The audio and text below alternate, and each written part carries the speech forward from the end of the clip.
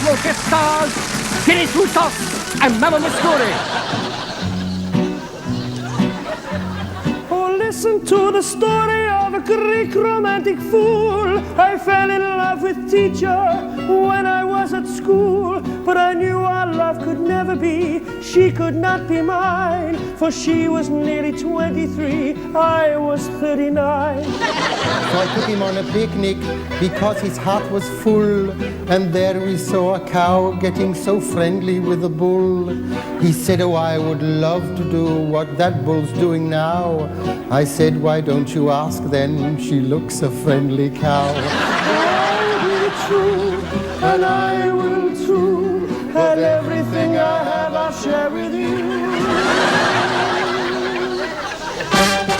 Roger Twittiger. Annie from Brighton once ordered a steak weighing 9 1/4 pounds. The butcher, he said, will you take it, ma'am, or shall I send it round? She said, no, I just want to look at it, 'cause I've been dieting like a chump, and that's what I've lost, and I just want to see what it looks like in one lump. Agatha's passion was baked beans. It's a meal that she always enjoys, but she's heard if you eat too many, you might make an embarrassing noise. Now she eats more than ever, enough to make all of you sick, and she washes it down with pineapple juice, 'cause she likes Hawaiian music. But I sit here quietly singing with my guitar on my knee, for no matter who calls or whatever befalls, nothing worries me.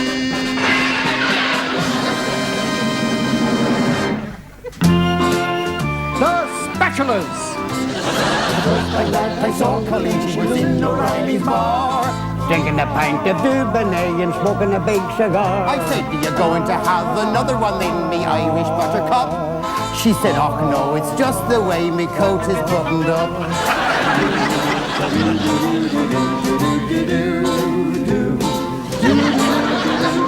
The last time that I saw her, she her baby in a pram. I thought I'd stop and chat, 'cause that's the kind of a fellow I am. I said, isn't your baby tiny? She said, now less of your cheek. Of course me baby's tiny, 'cause I've only been married a week. Colleen, Colleen, my heart's aching for you. Colleen, Colleen, my heart's breaking for you. And the legend of Benny Hill.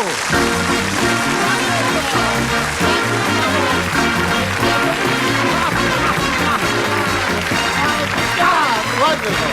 Ladies and gentlemen, when I arrived in Luanda, the very first person I met was a Ubangi, or plate-lipped lady, with the very big lip there. And I asked her the way to the interior, and she replied, Nagula ngahula huhula, which means I cannot answer you because you're standing on my lower lip. And she was an intelligent girl, you know, not just a pretty face.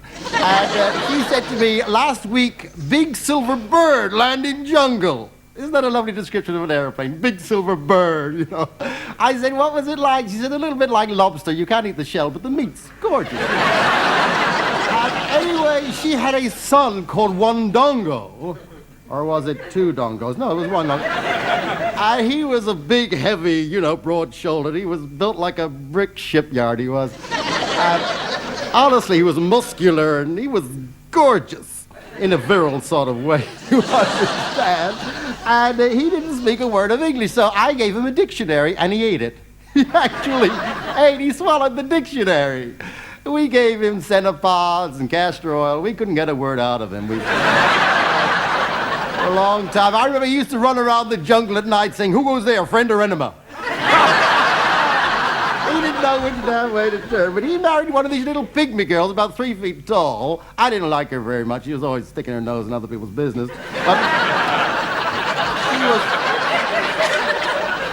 But she married him. I don't know who put her up to it, but she did. And, I remember I said to her, I said, how did you find this little pygmy girl in this tall jungle grass? And he said, pretty damn good.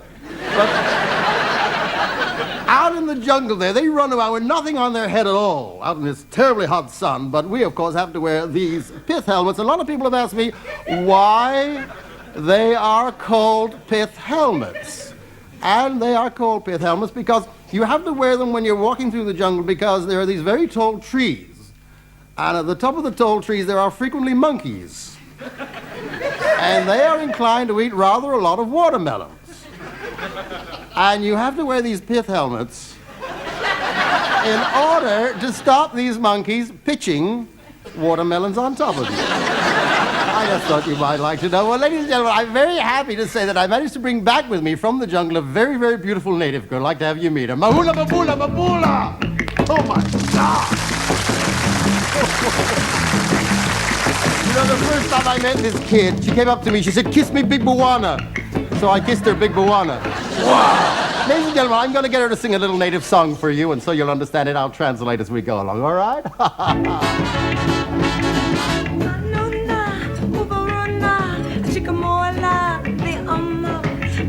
In England, you hate burglars, you say they're mean and vicious. But we had burglars here last night, and oh, they were delicious.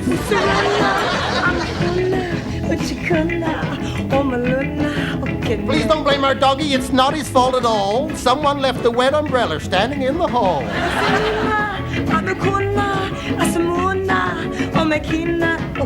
danced up the lion's paw, the great big lion led him, then it licked his hand in gratitude, and then it ate him.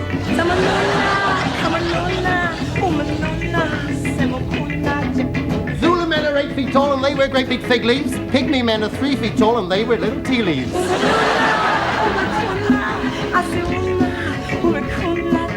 She banged upon my bedroom door and began to scream and shout. She kicked up such a rumpus that I had to let her out.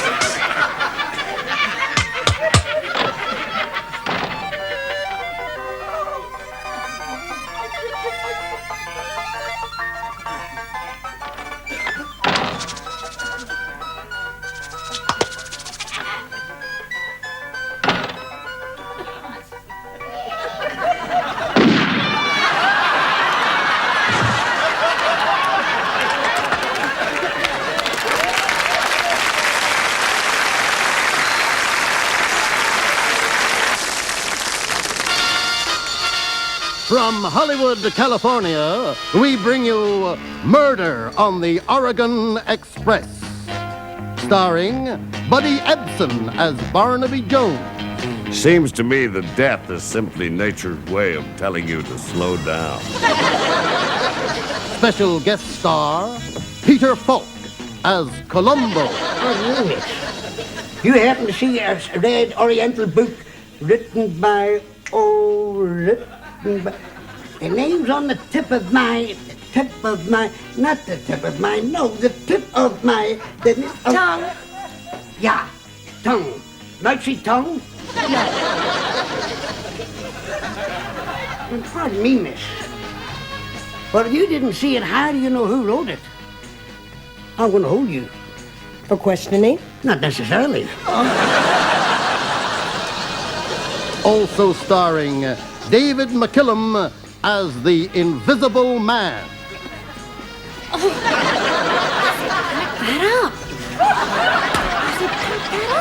Where are you?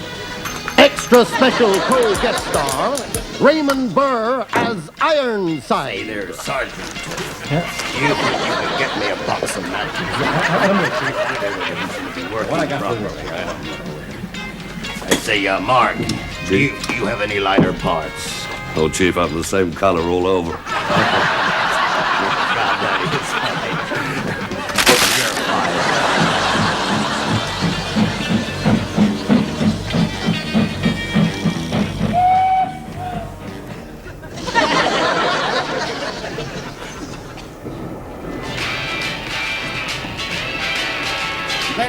Now, hold on there just a minute.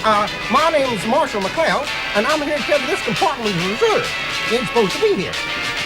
Would you mind turning that blame thing off and hear myself think with that noise going on over the top? I say, would you mind turning that noise off? I can't...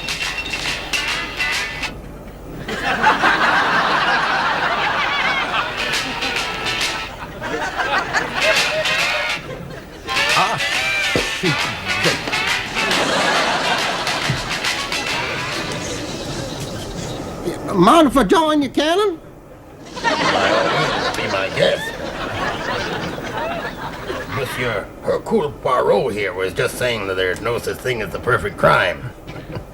It is quite true. Yeah, I'll go along with that. Well, I remember one time in New York, we had a fella rob a bank, didn't leave no fingerprints nor nothing. He got clean away with over $500,000 in used notes. On the way to the getaway car, he got mugged. Well, we all make mistakes. We sure do. Well, I remember one time I followed a platinum blonde in a long black gown for 4 blocks before I found out it was a high court judge. The case comes up next Friday.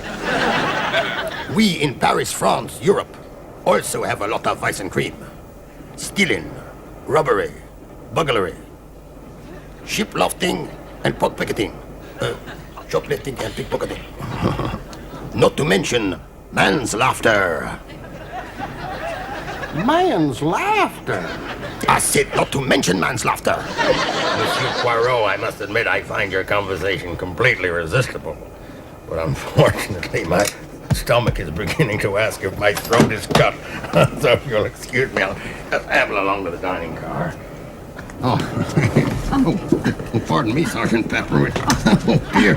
Oh, God, I'm sorry about it. I haven't been so embarrassed since I was with the president's daughter, examining her magnificent pair of pistols. The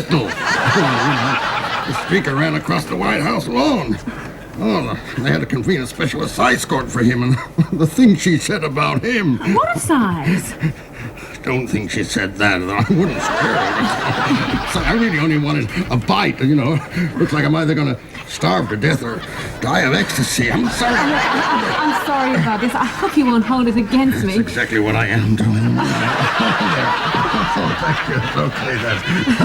The pressure was all mine. Don't you believe it? Remember my old sheriff, he used to say shoot first and ask questions afterwards. Well, you didn't get many answers that way. McLeod, do you realize that while you've been sitting there jawing, the man has been viciously attacked?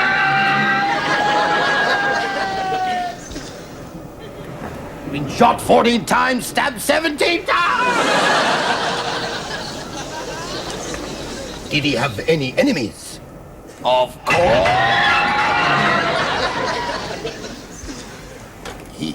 He had. The driver wouldn't keep speeding up and slowing down all the time. Well, McLeod, you're the only one on duty officially. Now you just leave everything to me. Don't pull that chair!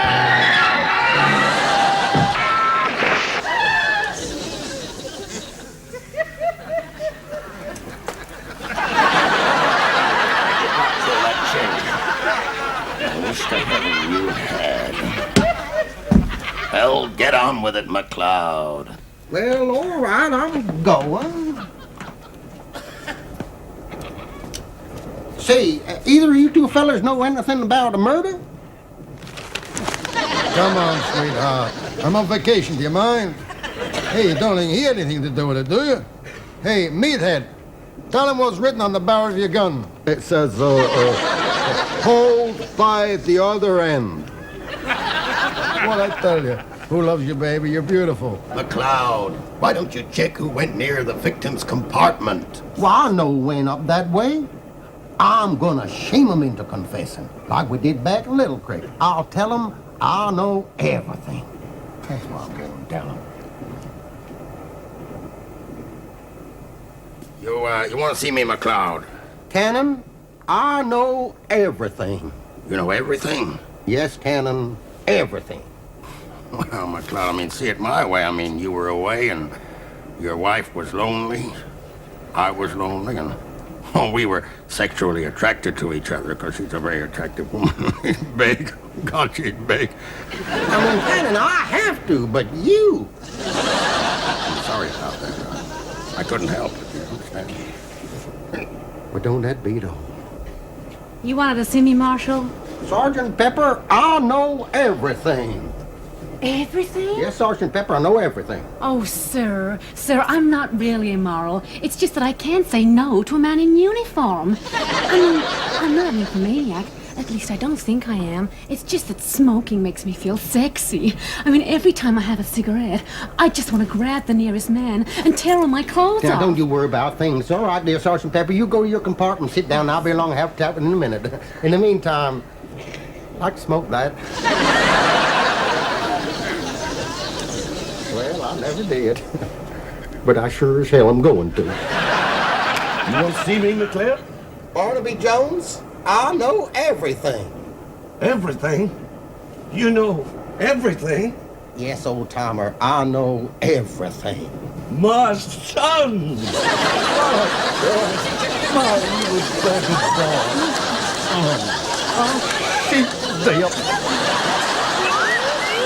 This has been a Quinn Martin, Barton, Harton, Larton, and Fargo production.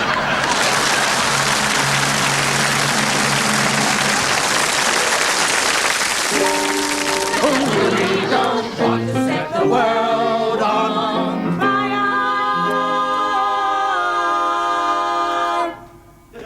Good evening, ladies and gentlemen. Just want the sun of flame in your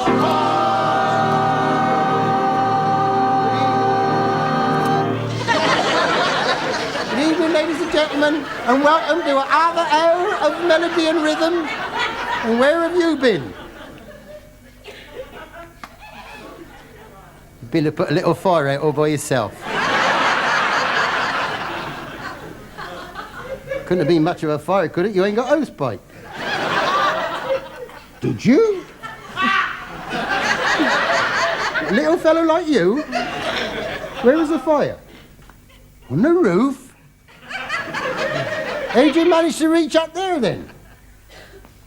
She held it for you. While your brother was passing water in a bucket, to you up the ladder, she held it for you. Well done, and you should be. And now, ladies and gentlemen, as a tribute to fire brigades everywhere, we bring you the Fire Brigade song. I have got a bell, I have got a bell, I have got a bell, what shall I do with it?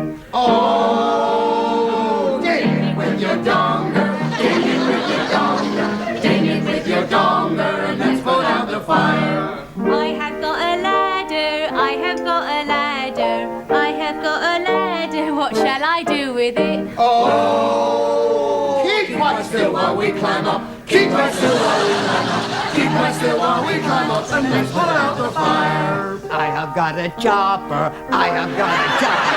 I have got a chopper, so let's put out the fire. Whoa! Get it out and chop away. Get it out and chop away. Get it out and chop away, and let's put out the fire. I have got a hose pipe. I have got a hose. I have got a hose pipe. What can I do with it? Whoa! Stick it up the chimney. Stick it up the chimney. Stick it up the chimney, and let's put out the fire. And let's put out the fire.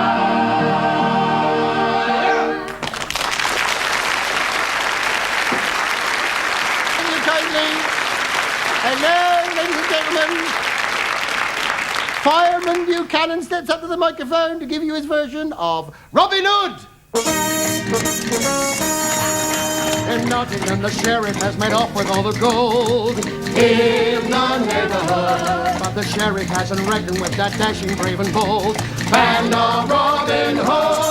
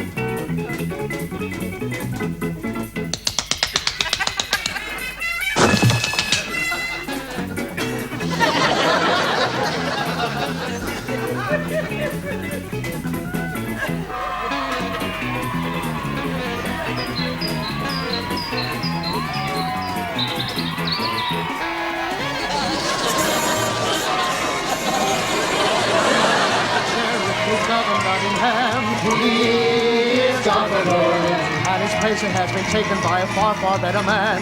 He is Robin Hood. Robin realizes as he dines and as he sucks how true it is when people say that power corrupts. And we know we must agree, absolute power corrupts absolutely. That is the story of Robin Hood.